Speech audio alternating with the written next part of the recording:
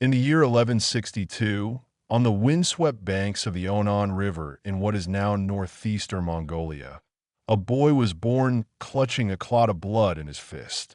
His father, Yasugii, a minor chieftain of the Borjigin clan, named him Temujin after a rival he had just defeated in battle, a man named Temujin Yuj. The steppe into which this child was born was not a kingdom, but a battlefield without borders, a patchwork of nomadic clans bound only by raids, blood feuds, and shifting alliances. The Mongols of the 12th century had no writing system, no central authority, and no memory of unity. They herded sheep and horses across grasslands that froze in winter and scorched in summer, and they survived by the strength of the bow and the loyalty of kin. Temujin's childhood ended abruptly.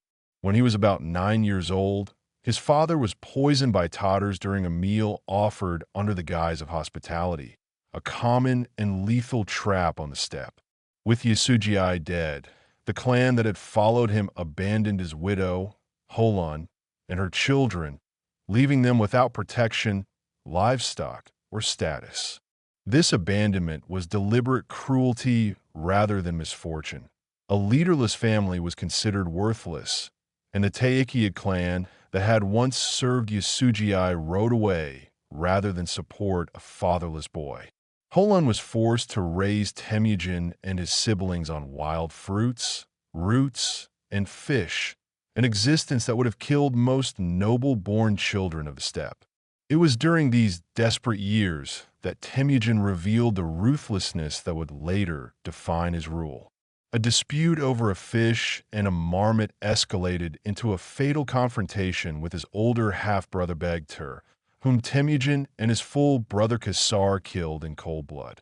This act, recorded without embarrassment in the secret history of the Mongols, shows a boy who understood early that survival on the steppe required the elimination of rivals, even within his own family, if those rivals threatened his mother's authority over the household. Temujin's fortunes did not improve quickly. The Teikid clan, fearing that the boy might one day seek revenge for his family's abandonment, captured him and held him as a prisoner, fitting him with a wooden collar used to restrain captives. He escaped using a combination of cunning and desperation, striking a guard with a heavy collar and fleeing into a river, where he hid beneath the water using a hollow log as a breathing tube until his pursuers gave up the search. This escape became one of the foundational stories of his legend, illustrating a pattern that would repeat throughout his life. When conventional strength failed him, intelligence and endurance did not. As a teenager, Temujin married Borte, a girl from the Kongarad tribe to whom he had been betrothed in childhood by his father. Shortly after the marriage, Merkit raiders attacked the family camp and abducted Borte in an act of revenge tied to an old grievance, since Yasugii himself had once taken a Merkit bride by force. Temujin, still young and without significant military power, turned to two figures who would shape the next phase of his life. Jamuka, a childhood blood brother who commanded warriors of his own, and Togrul, the powerful Khan of the Kare Confederation, who had once been an ally of Yasugii. With their combined forces, Temujin rescued Borte and dealt the Merkits a devastating defeat, his first true military victory. This rescue mission did more than restore his wife. It demonstrated to the scattered clans of the steppe that the abandoned, fatherless boy possessed both the charisma to draw seasoned warriors to his cause and the discipline to use them effectively. Temujin began absorbing followers who were not bound to him by blood, but by personal loyalty, a radical departure from the clan-based politics of the steppe. Men who had lost their own tribes, criminals fleeing punishment, and warriors disillusioned with their own leaders increasingly found their way to Temujin's growing camp, drawn by his reputation for rewarding loyalty and punishing betrayal with equal severity. The alliance with Jamuka eventually fractured, as two ambitious men sharing one steppe rarely remain partners for long. Their followers drifted into rival camps, and what began as brotherhood curdled into the bitterest rivalry of Temujin's early life, one that would not be resolved until years of warfare had passed. Togrul, meanwhile, remained a patron and protector during these critical years, lending Temujin both legitimacy and manpower. Yet Temujin understood, even as a young man building his first coalition, that protection from powerful patrons was temporary and that lasting power required becoming a patron himself. By the time he reached his 30s, the boy who had once hidden underwater to escape a wooden collar had become a war leader capable of contesting power with established khans, setting the stage for a campaign of unification that would consume the next 2 decades and ultimately transform the fractured steppe into the foundation of the largest contiguous land empire the world has ever known. The unification of the Mongol tribes was not a single campaign, but a brutal 20-year process of betrayal, warfare, and political reinvention. Temujin's break with Jamukha came to a head at the Battle of Dowlin Balshut around 1187, where Jamukha's forces won a tactical victory but failed to destroy Temujin's growing coalition. Rather than collapsing, Temujin retreated, rebuilt, and waited, a pattern of resilience that distinguished him from steppe leaders who rose quickly on a single victory and vanished after a single defeat. A turning point came through Temujin's relationship with Togrul of the Khwarezmians and a joint campaign against the Tatars, the same tribe that had poisoned his father decades earlier. Allying with the Jin dynasty of northern China, which sought to weaken the Tatars as a buffer threat, Temujin and Togrul crushed the Tatar Confederation around 1196.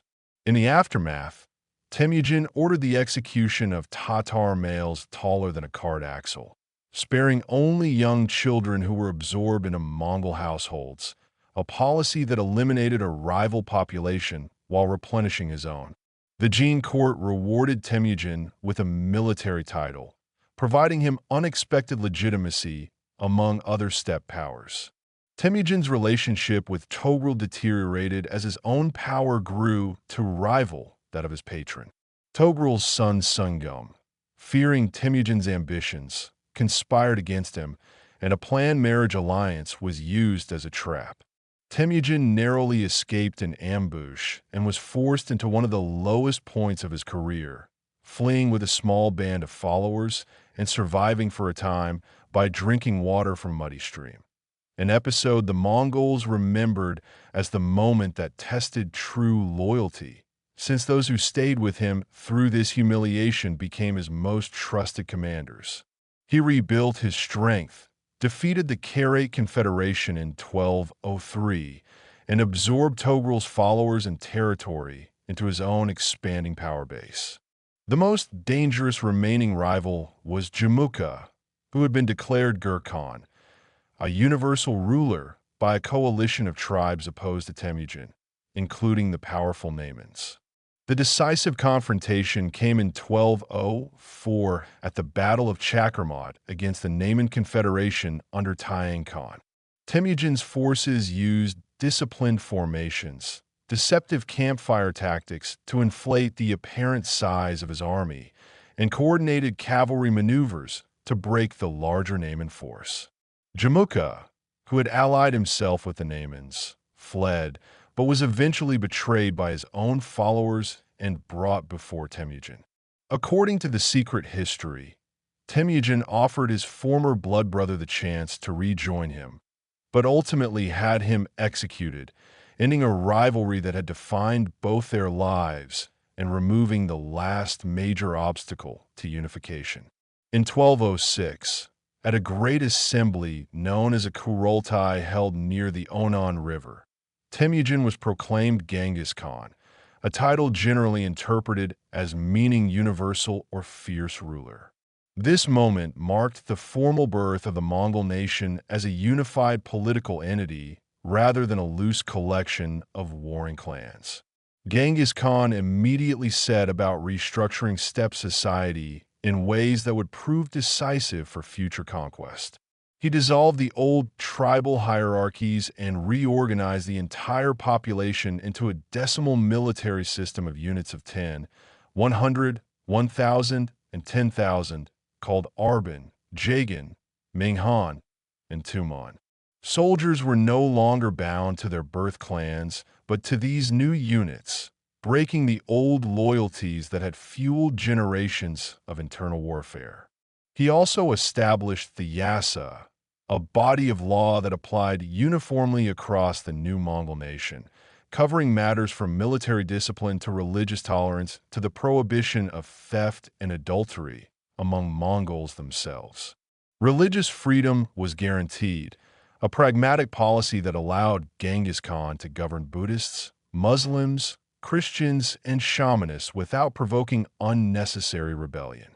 He created an elite bodyguard called the Kashig, drawn from the sons of commanders and nobles across the newly unified tribes, which served simultaneously as a personal guard, a training ground for future generals, and a hostage system ensuring loyalty from subordinate leaders.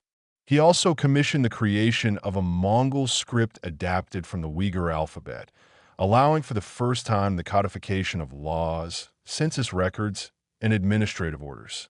By the time these reforms were complete, Genghis Khan commanded a nation that had been transformed from feuding pastoral clans into a centralized military machine built on merit, loyalty, and discipline rather than bloodline. Commanders were promoted based on demonstrated ability rather than noble birth, drawing talented men from conquered and allied tribes alike into the Mongol command structure. This was the engine that would soon turn outward from the steppe toward the great settled empires of Asia, an army of perhaps 100,000 mounted warriors, superbly disciplined, highly mobile, and led by a man who had spent his entire life learning that survival belonged to those who adapted fastest and struck hardest. With the Mongol nation unified under a single military structure, Genghis Khan turned his army toward the settled empires that bordered the steppe, beginning with the Western Xia kingdom of the Tangut people in what is now northwestern China. Between 1209 and 1210, Mongol forces besieged the Tangut capital, exploiting the Mongols' growing skill at siege warfare, a discipline they had previously lacked as pure horse nomads. The Tangut emperors submitted, agreeing to pay tribute and provide auxiliary troops, giving Genghis Khan both a secured southern flank and his first true experience subjugating a settled, walled civilization. The greater prize lay further east, the Jin dynasty, which ruled northern China and had long manipulated steppe tribes against one another, including the Mongols themselves during the Tatar campaigns. In 1211, Genghis Khan launched a full invasion of Jin territory. Mongol forces overwhelmed the Jin's northern defenses, and by 1215 they had captured and sacked Zhongdu, the Jin capital near modern Beijing, a city far larger and more fortified than anything the Mongols had previously taken. The fall of Zhongdu was catastrophic, with reports of the city burning for an extended period and tens of thousands killed or displaced. Crucially, this campaign exposed the Mongols to Chinese siege engineers, gunpowder-based weapons, and administrative experts, many of whom were incorporated into the Mongol war machine, accelerating the army's technological sophistication for future campaigns. The conquest that most defined Genghis Khan's reputation for both military genius and devastating retribution began not as a planned invasion, but as a diplomatic catastrophe. Genghis Khan sought trade and peaceful relations with the Khwarezmian Empire, a vast Muslim state controlling Persia and Central Asia under Sultan Muhammad II. In 1218, a Mongol trade caravan of several hundred merchants was massacred at the city of Otrar on the order of the local governor, Inalchuk, who seized their goods. Genghis Khan sent envoys demanding the governor's punishment. The Khwarezmian Shah responded by killing the envoys, an act considered an unforgivable violation of steppe diplomatic custom, which held the lives of ambassadors as sacred. Genghis Khan responded in 1219 with one of the most devastating campaigns in pre-modern military history, personally leading an army estimated between 100,000 and 200,000 men into Central Asia. The campaign demonstrated Mongol strategic sophistication at its peak. Rather than attacking in a single mass, Genghis Khan divided his forces into multiple columns that struck Khwarezmian cities simultaneously and from unexpected directions, including routes through terrain the Shah's commanders considered impassable. Otrar fell first, and Inalchuq was reportedly executed by having molten silver poured into his eyes and ears as punishment for the massacre of the caravan and the murder of the envoys. The great cities of Transoxiana fell in succession.